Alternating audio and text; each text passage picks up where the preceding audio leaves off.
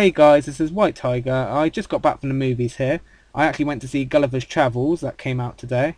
Really funny movie. I'm not sure if it's probably been out in the US and everywhere for a while now, but it just came out here, so I went to see it. Really funny movie for anyone who hasn't seen it, so I'll give that a personal thumbs up. Anyway, about the battle here, I just thought I'd take the opportunity to narrate this now.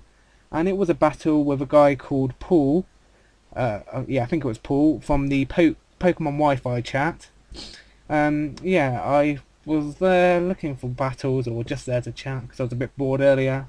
He was there asking for a battle and I accepted. So if I just start the battle now.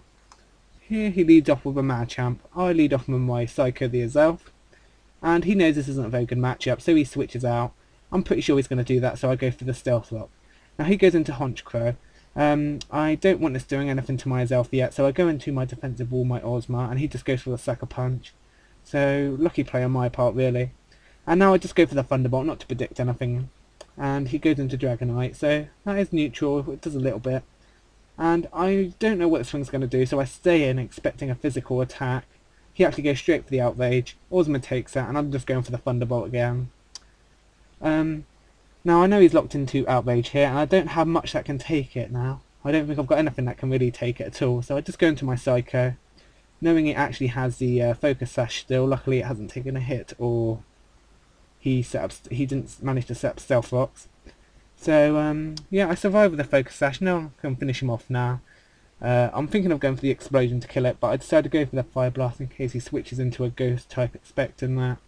He goes back into his Honchkrow, probably expecting the Psychic maybe, and the Fire Blast manages to kill it off, so that's gone.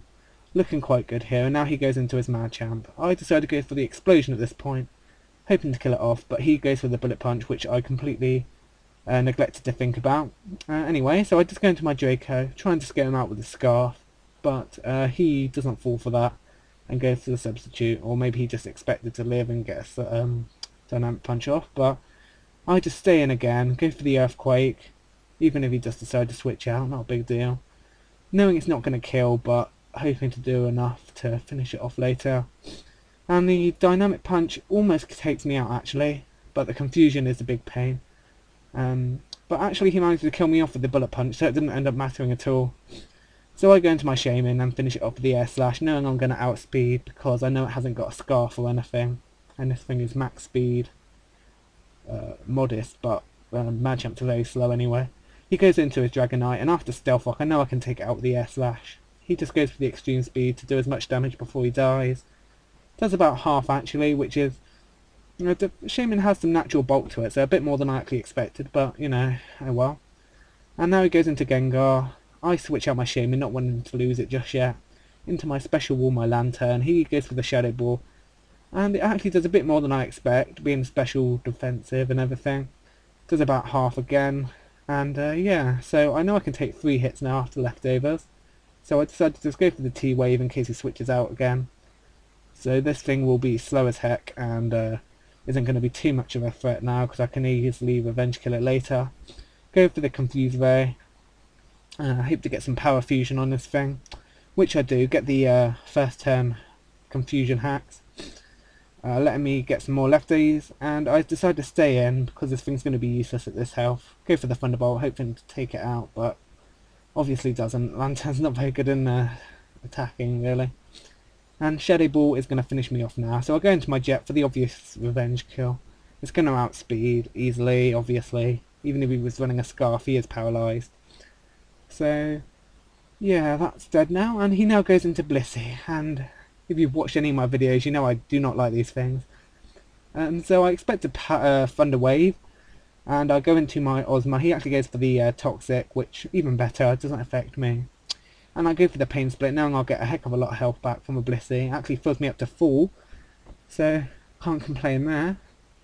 Takes him down to not even half, which is quite funny seeing as I got all my full health back. Just shows how bulky a Blissey is. And he goes for the Seismic Toss.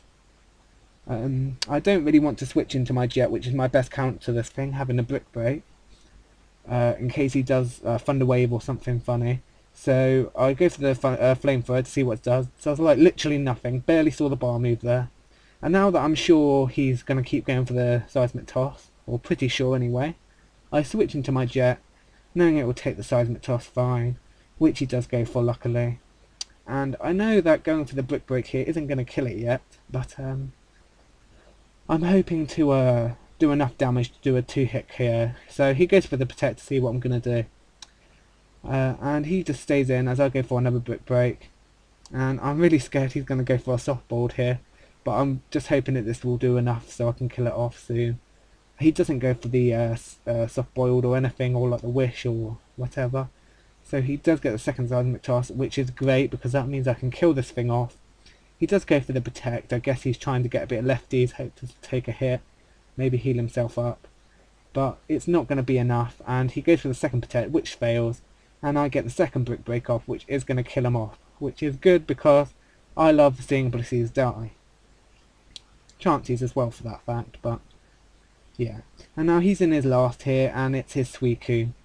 I know Jet isn't going to do anything to this thing, so I go into my ores mainly as death fodder and to see what he's going to do. And he actually saves me some time here, rules me into my Shaman, which all I wanted was a safe switch into in case he has the Ice Beam or Surf. And I just go for the Seed Flare, hoping it won't miss. And for my Specs, Max Attack, Modest Shaman, it is not going to survive, even being quite bulky.